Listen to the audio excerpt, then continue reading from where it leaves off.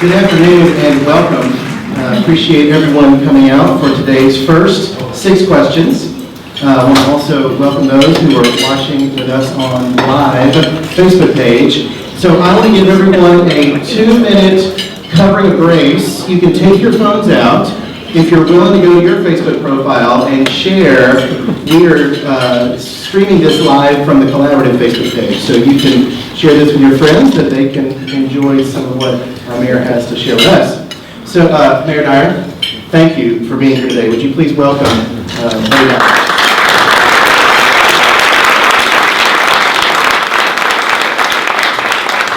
A bit of an intro about our guest, which we probably mostly know, but before assuming helm as mayor in 2003, Buddy Dyer was a familiar face in Central Florida as he had served faithfully in the Florida Senate for 10 years. Native of Central Florida, committed to the well-being of our region, he's married to his wife Karen, who's an attorney, 2 sons, Trey and Drew, and members here at First Presbyterian Church. Armed with an undergraduate degree from Brown University and a law degree from the University of Florida, our mayor has been well equipped to oversee the transformation of the City Beautiful. His focus has been on increasing opportunities for all, raising the quality of life for all, ushering in innovation, world-class transportation, sustainability, and government efficiency. Now, I want everyone here to know, as I shared with the mayor, these are not gotcha questions, right? We are not the press, we are not journalists, we're not trying to capture someone. My questions are not gotcha questions. We'll let Scott do what Scott has to do. But as Tammy said, we want to be in that position of inquiry and curiosity so that we, the Christian community, can ask our leaders from your seat, what does the city look like? And how can we, as a people group, better love and serve in the city? So, without further ado, to the 6. Number 1. The first question is about work in Orlando. And that is our focus at the Collaborative. Just about last year at this time, a website, Career Bliss, came out and said Orlando is the 4th happiest place to work in America. 4th happiest, right? Like, why weren't we number 1? Why? I'm glad we're not number 10. Now, I could ask you, why are we number 4, but that would be too easy. So let me flip it and ask you, Mayor Dyer, what would it take for us to get to be number 1? And then what are the factors that could make us number 10? How do we keep in the top of that list? I think if we stay in the top 10, that's pretty good out of the whole country. By the way, we strive to be number 1, but I don't know what goes into the attributes of being a happy place to work. But one of the things that I think goes into it is that there's a lot of opportunity in Orlando. You don't have to be 3rd generation in Orlando to be part of anything that you want to be part of. This is a very accepting community. So I always borrow the term that they use out in Texas. They always used to like to say, I was born here, but I got here as soon as I could. And that's how I feel about Orlando now. But, how many people were born in Orlando? Okay, this may be the biggest percentage. That was, 25% of the people that are here. But everybody else came here for a variety of reasons, but one is going to be opportunity, whether it was educational opportunity, whether it was to work, whether it was the quality of life opportunity. And I will take you up on what could change that for us. We are a city that struggles with income equality. We have a lot of people who have very low salaries. I think we rank in the bottom 2 or 3 cities in America in terms of the gap, and we don't have a lot of affordable housing. So if you're going to be a happy worker, you probably are able to work 1 job and provide a decent lifestyle for your family and have a decent place to live. And we're coming very close to being able to not do that here in Orlando. What's it going to take on the affordable housing side? We have to approach that as a region, because it's not something that you can say, we'd like to have all the affordable housing just in Orlando, or just in Apopka, or just in unincorporated Orange County, and as a region, we're coming together to try to address that so that we have some commonality in what our strategies are and what our policies are going to be related to that. Give us an example, if the region came together and got behind the best thing to help about housing be affordable. Well, the best thing is always having the region come together, because if you think of all the great things we've done in the last decade, whether it's Sunrail, whether it's community venues, whether it is like the medical school and the other pieces that are there, our approach to homelessness, we get things done when we collectively come together, put aside jurisdictional differences, partisan differences, and we work to a common thing. So I don't think there's a single thing that you can do, but it's going to be a collection of things that we're all doing together because we all believe that we need to have adequate housing for the workforce that we have. Sure, sure. So how would the county and the city look at that differently, even if it's a variety of counties? What's one thing each could do to help us? Well, part of it's zoning and who's going to let affordable housing or moderate income housing, workforce housing, whatever you want to call it, where can you locate it? Because not everybody agrees on where some multifamily housing should go, right? Good. So, and spreading it out a little bit so it's not all congregated in one area. Okay, thank you. Number two, the second question is about leadership in the time of struggle. So it's no secret to everyone here that early on as mayor, you were crippled in getting started with some accusations by an opponent, removed from office, grand jury, but thankfully all that was cleared. You were found not to be complicit in those charges, and you've had an incredible run for 14 years now, numerous elections, so clearly you've pulled it through. But I'm curious, during that time, I imagine it wasn't fun, it was difficult. And what did you learn about yourself as a leader? And then likewise, what did you learn about this city through that experience that helped you to lead differently? That's a pretty big question. And I'm guessing that was long enough ago that some of the people in this room probably don't remember that I was once indicted. So everybody, raise your hand if you remember that. Okay, so half and half? So we should have brought that up. So to give you a quick perspective, I was in the state senate for 10 years before I became mayor and actually worked on election law changes. We used to have people that weren't living any longer voting in Miami by absentee ballot. So we made some modifications to our elections laws, and our election was one of the first, but it was one of the first after some of those changes had been made. So one of the provisions we put in was we made it a felony, we made it illegal to pay someone to commit voter fraud. So if you commit voter fraud, that's a crime, but if you're paying someone to commit voter fraud, then that was also a crime. That wasn't already a crime? It is, but no, it actually was not. But one of my political opponents just made an allegation about absentee ballots, and the prosecutor that looks, well, he turned it into OPD. I said, OPD can't investigate that. Let's just give it to the state attorney or the FDLE because there's nothing to this. And somebody misinterpreted the law to say you can't pay a campaign worker to work with absentee ballots. A volunteer can work with absentee ballots, and that's not what it actually said, as it turns out, but in between getting them to understand what the law was actually meant to say, I got to spend 40 days in exile, basically, so you do learn a lot about that, and I would say the first thing is, I'm one of those, or was one of those Boy Scout types, I'm a rule follower, so to be charged in something like that is so against my nature that my only thought was, I knew it would eventually be cleared, it's just how much time, but to get to the resolution, there was never a thought of, oh, let's just hang it up, take some plea and go on, and so I'm going to fight this all the way in to clear my name. And I would say what I did learn out of that is your friends stay right there with you. There were people that were every day coming to where I was working, and I'm a lawyer, so I did a lot of the drafting and different things that we were doing myself, but it also gives you a little bit of perspective once you've been through that. A lot of the things that other people might think are difficult in a given day are not quite as difficult when you have a chance to reflect back.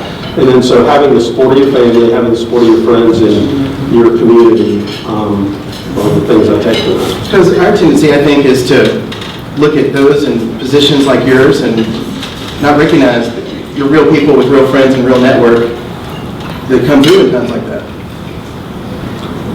Yeah, and some people will say about politicians that they always say, if you want a friend, bring a dog, but you'll probably only have the same friends when you leave office that you had when you started in office. Sure. So you're back in office after this is all cleared. Did you feel like your momentum was hindered? And what did it take to get back to momentum? Yeah, I would say momentum was hindered. I guess that my approval rating was probably, if it was 20, that would have been good at that point. And latest polling I have right now is over 75%, so I feel pretty good about the comeback after that. So as a leader, though, you say, all right, 20% momentum or approval, I got to do something different. I can't go in the way I thought upon first being elected. Well, I would, up to that point, I think my approval was pretty decent. It's that indictment part that kind of dragged me down a little bit. So I wouldn't say it was as much that as I had never been in executive office. You could go back, okay, I was in the legislature for 10 years, but when I came into the office of mayor, I'd been in City Hall exactly twice. And one was to pick up the papers that I was going to file to run for office. So I didn't have a lot of executive experience at that time, and I did a lot of learning on the job, and I would say that I grew into the job after the first year, and we're probably going to get to some questions about things that occurred in this last year. And I can say having the experience that I've had over the last 14 years was incredibly important. I probably would not have been able to perform the same job that I did in the last year if I had been in my first year in office or my first couple of years in office. Well, let's go to that then. Question number 3 is about the Pulse nightclub experience and things you learned from that. I think I can say on behalf of all of us, especially the last 7 days with our slain officers and your leadership shown there, your leadership shown in those first few days after the Pulse nightclub tragedy, just tremendous. And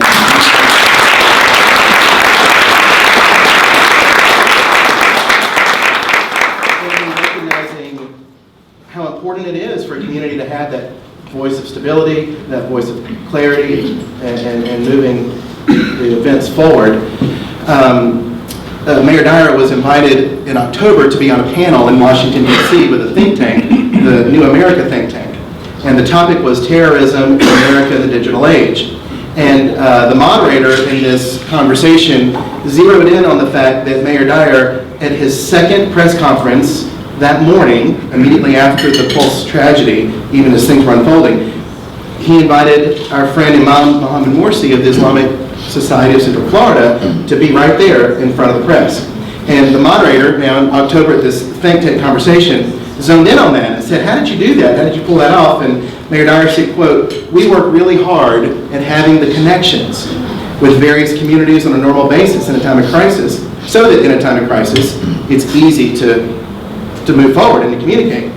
So my question is, what does that working really hard in between the events look like? How do you lean in as you discover various people groups that are out there in this diverse city so that then you do have that relationship?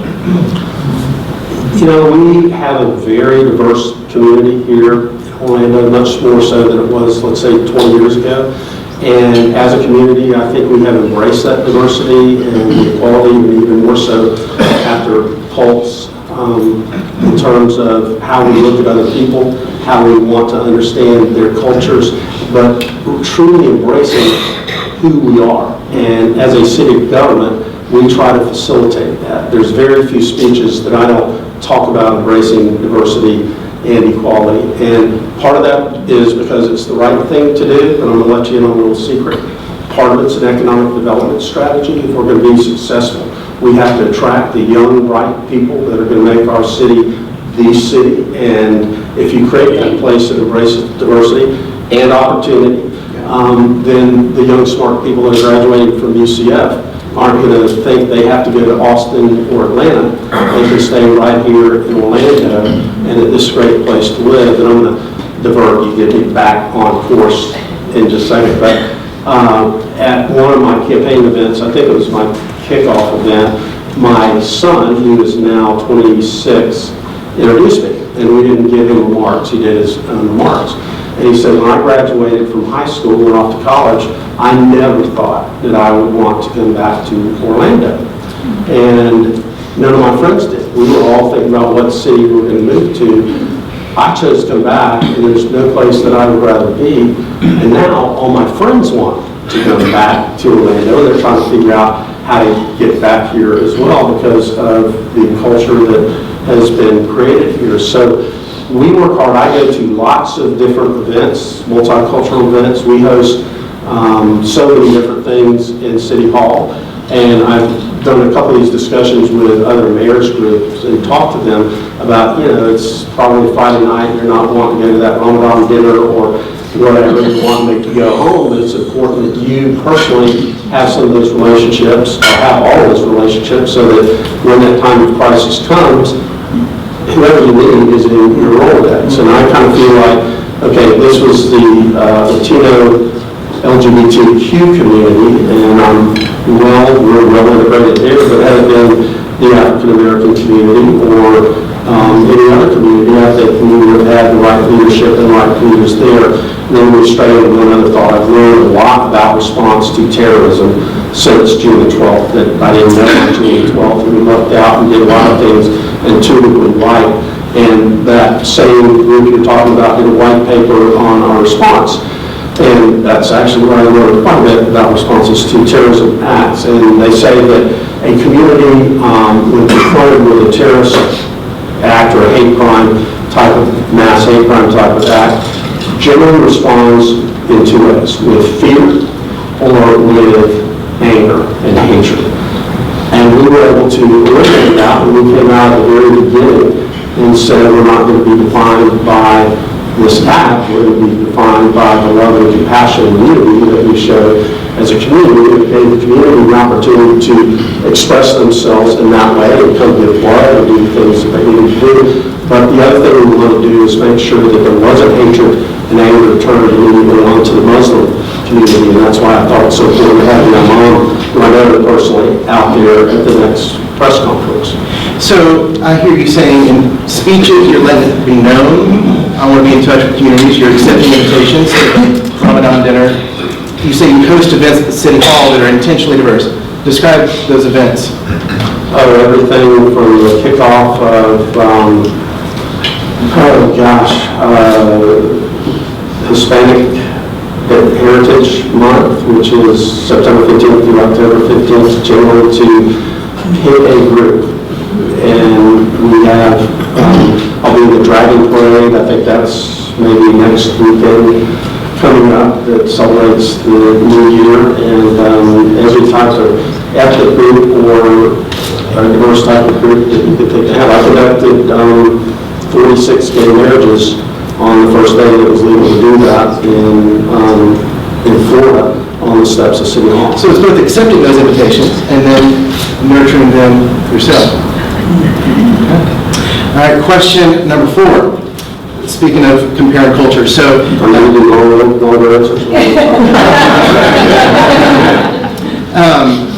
you have an impressive educational pedigree, and I have a similar journey in that grew up in a southern town and went up north to a different place for school. It's a long road from Kissimmee to Brown University in Providence, Rhode Island. But yet you felt called to come back here and you doubled down in serving here. So what did you learn in your years living there that you want to bring back and encourage us to adopt as a culture and live into, but also what about life here in Kissimmee and Claremont and Altamont and Orlando could those folks in Providence learn? school. So I'm 58, and I was born in Orange Memorial Hospital, and I grew up in Kissimmee. My dad was a cow truck driver, so my first job growing up was, well, you can imagine what a cow truck looks like. When it comes my first job growing up was shoveling manure. I got $2.50 for each deck, and that's a good joke that you can use, because I went from there to, I was a wastewater engineer to a politician, so I'm still deeper than it was. Gubernatorial campaign, still shoveling.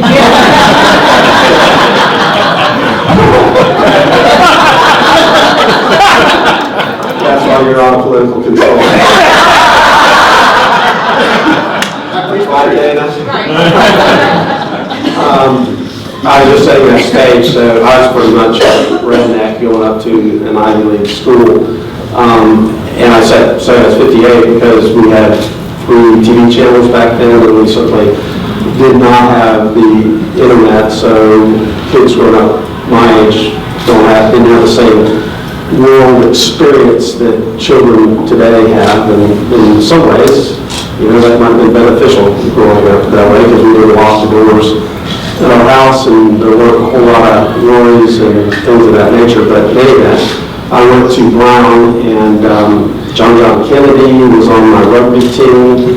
Brian Moynihan, who was the big boss at Bank of America, was the scrum half on the rugby team. I hung out with Joanna DuPont, Rita Rooney, and Cronkite's son, and people like that. So you got to know interesting people, but you also figured out they're just like us. They just have more money.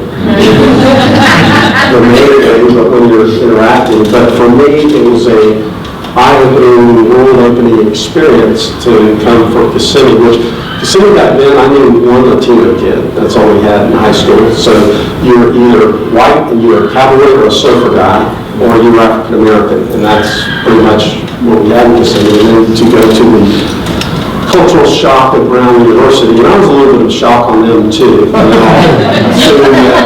Since I was from the South, that I was probably a junior member of KKK, and I had to spell a few notions like that. Okay, this is before Disney got here, so no, just after. Just so Disney got here in '72, and I graduated from Osceola in '76. So, but my growing up experience pre-Disney, Osceola County was 7,500 residents total, so about 3,500 in Kissimmee and probably 1,500 in St. Cloud, so it's a little different today. But I like to think of myself as an Ivy League redneck now. So as an Ivy League redneck, things you saw there that we could learn from, but also things you took to them? Gosh, they would say I didn't bring much to them. But it's interacting. Brown was a school that prided itself on, if you could get in, I should have mentioned that, I got a lot of financial aid to go to Brown. My second, third year there, it was the second most expensive school in the country. And I was able to go there. They made it financially feasible for a truck driver's son to attend the most expensive school in the country and come out with $4,500 of debt at 3% interest. So I defer paying that off as long as I possibly could, because those were the Jimmy Carter years, and the interest rates were, 18% or something like that. But to be around all the different type of people. Okay, I go from Kissimmee, and I meet my freshman roommate. He's from the Cape Verde Islands, and his name is Emmanuel Domingo. So my dad was not able to connect. And then I came with a picture of Jimmy Carter, because I was proud to have the new president be from the South, and all his boys from Connecticut have to look at Jimmy Carter every day. I went to college having known 2 Catholic individuals from my hometown and no Jews, and yet went to a school that's 40% Jewish. And that culture shock can be huge, but yet as we as an Orlando community grow and run into diversity, what are some concrete ways we can lean into it in a way that helps that diversity lead to unity in that division? Not being afraid of people who aren't like you and getting to know people that aren't like you. I can't remember what, it was it's actually the multi-denominational service that we had here at First Pres as part of the Martin Luther King Jr. holiday. It was the Sunday before, and the last speaker gave a charge of this year. Why don't you go out and try to meet people that you ordinarily would not have as part of your circle, and make a concerted effort to meet people that are a different background, either socioeconomically or culturally or ethically, that you don't know. And I think we'd all be that much richer. Everybody's doing that. Sure. My former church in Baton Rouge has challenged its congregation to come up with 50 families, and they have a sister African American church to come up with 50 families. And it's simple. We'll put y'all together, and y'all have dinner in each other's homes, at least once each other's homes, so that's 2 dinners over the next 12 months. Figure it out, easy, and just get to know people. Get out of your comfort zone a little bit. Well, that helps lead into number 5. So number 5 is about the divided electorate. So for these 6 questions, we challenged some of our friends on social media, help us write these questions, and what would you like to ask the mayor? And this one, it was a reflection on this presidential election that was a bit divisive, perhaps you noticed. And this morning, the Wall Street Journal shared how President-elect Trump has the lowest incoming support numbers of any modern-day president, and how does he move forward with such a divided electorate? So the question that came through social media was, how do we keep that division from filtering down at this local level, what we observe on the national level? A lot of pundits will say that the only governments that are working right now are local governments, and the things that are getting done in cities, and we're now the laboratory, and the agenda is now a metro agenda, and I believe that. You think about, pick some of the big things that we've done. I mentioned a few of them a little while ago. There's been a Republican mayor in Orange County ever since I have been mayor of the city, and we've been able to work across partisan lines in that regard. And Seminole County is largely, I would say, a Republican county. Osceola used to be, but now it's largely a Democratic county. Orange is a Democratic county, but the county mayor is a Republican. And I think at the local level, we have done a really good job of not worrying about the Republican and Democrat part of it. We might have some other small jurisdictional issues related to annexation or things like that. But most of the issues that I deal with, or that a local government official deals with, aren't partisan. Now, they can in the sense that I happen to believe climate change is real. So I don't put that as a partisan issue, but some people would. But mayors are now on the forefront of climate change and probably pushing that issue more so than governors and the federal level. You're a part of a National Mayoral Association, and what is the conversation there? What is the strategy there? I'm a member of the U.S. Conference of Mayors, and I'm in a leadership role there. We do a really good job of rotating leadership, so it'll be a small city, big city, be Republican and Democrat. It just so happens that the mayor of Oklahoma City is the president of the conference. What's the dividing line between small and big city? To be a member of the U.S. Conference, you have to be a city of 40,000 or more. So, but you got everything from 40,000 to LA and New York. And the coolest thing about U.S. Conference of Mayors for me, I don't go to National League of Cities. I know we'll get down the weeds on organizations, but that's more city commissioners and county, or city commissioners that are, if it's U.S. Conference of Mayors, it's the mayor of their city, and we all have the same issues. So it's nice to go somewhere where you can have a discussion about, well, I'll give you a good example, Occupy Orlando, when all the Occupy groups were out there, to be able to call your friends that you know that are mayors in other cities, how are you handling the Occupy groups? And in fact, we set up a weekly conference call with the mayors of the 7 or 8 largest cities here in Florida, and every week we would talk to each other about, okay, what are you doing? So let's kind of try to respond in the same fashion, and we're never reluctant to borrow good ideas from other cities and make them our own. Sure. Our pastor has been very actively involved in things outside of the church. Dr. Swanson chaired it was one of the subcommittees of Project DTO, and it was the Faith and Lifestyle Committee, something like that.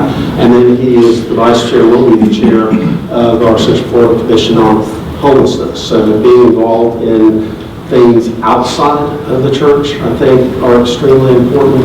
And part of that question is how are you viewed? Go ask the other religions. I'm not sure how the Muslims view the Baptist or the Presbyterian, but invite them in and have that conversation, because they probably want to know how they're viewed by the Presbyterians. Sure. As well. And I spend, if you're members here, you probably didn't know that I'm a member here. But I am. Dr. Swanson reminds me that I haven't seen you in attendance very often. I am in church probably more than most people that are members here are at this church. It's not my own church. So I can tell you, I know every African-American minister in about a 3-county area and have been in his or her church. I'm an honorary member at a lot of African-American churches, but I've been in mosques, in temples, been about everywhere that you can be, and it's uplifting to do that, to go experience other people's faith and their culture and their beliefs, and it gives me more of an understanding of our community as a whole to be able to not do that. So I guess what I'd say is look at ways to do good works outside of the walls of your church. When you're there, what are you hearing as their concerns? What are you hearing as African-American church concerns? We have great connections there, but even in the Muslim community or at the temple. Beyond the actual religious beliefs, and if you trace them all back, it's pretty common if you get back to the core. Everybody wants the same thing. They want a good job. They want to have a place to live. They want to be able to put food on the table for their family. They want their children to have opportunities for education. They want to live in a safe community, and that goes across all boundaries, whether it's faith or ethnic. If you boil it all down, most people really want the same things. We look a little different on the exterior, and we might have some different beliefs on how you get where you get after you die. But I think the basic needs, the basic things that people want in life are the same. I've heard from other faith communities that same concern over conversation in various pockets of our own country to take away the tax exempt status for faith communities on property. And I know if we had to pay property tax on this, that would be challenging. Have you seen that unfold, and how do you see them playing out maybe in the American context, or particularly here in the next 25 years? In terms of taking away the tax exempt status for... I don't know where that was an issue other than for organizations that bill themselves as faith organizations that are actually political organizations. But beyond that, I don't think traditional religious institutions, I shouldn't say that. I'll always be worried when Congress is in session, or the state legislature, or the city council. So you should always be wary of anything that could happen, and always be alert to make sure that it doesn't, because sometimes not all the elected officials are as informed as you would like them to be, believe it or not. But I don't think that's a major issue that's really on the radar screen, or it's not been on mine in the past. Well, that's encouraging. That's encouraging. Well, thank you so much for answering the 6. Would you please join me in welcoming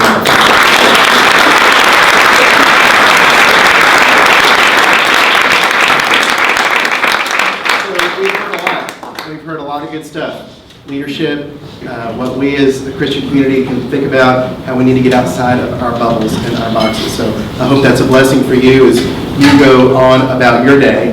Thank you for coming. I appreciate it. This format of 6 questions will appear in a couple of different ways going forward, either as another mealtime or even in a video setting, so please be watching for that. I want to thank my team, and Jenny Cross and Amy, Tammy Michael, for helping making this happen. Now, as you leave today, we wanted to share with you a bit of the collaborative love, so we've got a pullover for you if you as a public official can accept a gift. So,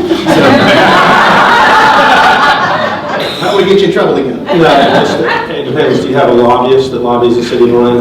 No. We're okay. So as you leave here, please take those cards there on your table that give you a greater sense of what the collaborative is all about and our different programmatic elements. Coming up next is Strong and Weak with Andy Crouch. Andy Crouch is the executive editor of Christianity Today and a blogger, a national speaker, and even an author who's been quite successful as he writes on culture.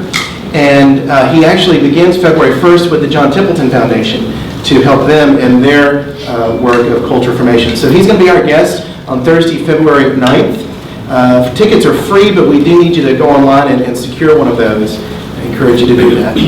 Friends, thank you for being here today, and go in peace.